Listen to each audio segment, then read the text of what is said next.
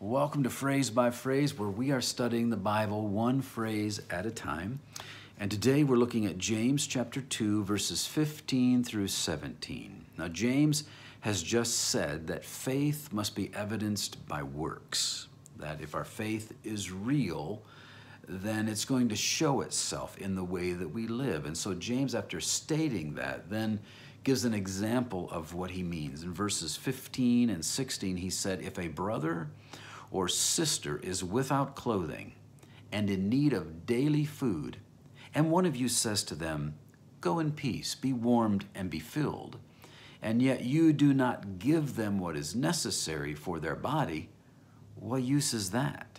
You know, it's like when people say, "Hey, our thoughts and prayers are with you," but that's all they do. Our thoughts are with you, right? That statement, "Go in peace, be warmed and be filled," is in the passive voice. So it means the statement could be interpreted this way. You know, let someone else feed you. Let someone else warm you, in the sense that the speaker really has no intention of doing it themselves. So the implication is that, you know, they'll remember this individual. Our thoughts are with you. Our prayers are with you. But what they need is not thoughts and prayers. I mean, prayer is good, but prayer alone isn't enough. They need a helping hand. And in this case, intercession is more than just saying words. It's getting involved. Belief that is divorced from action is useless. So in verse 17, James says it again, "Even so faith, if it has no works, is dead, being by itself."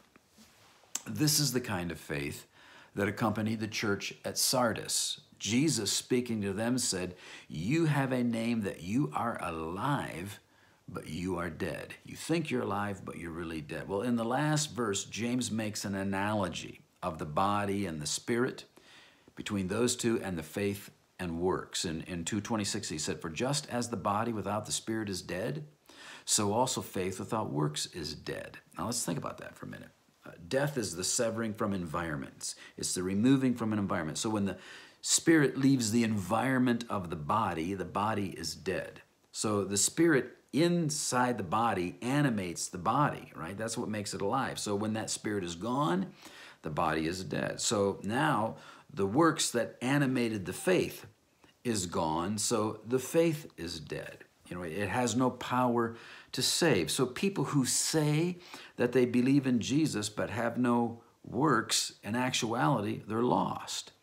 Why? Because faith is the means of new life. It's the life of Jesus. And if the life of Jesus is in us, then that will result, per James's illustration, in compassion.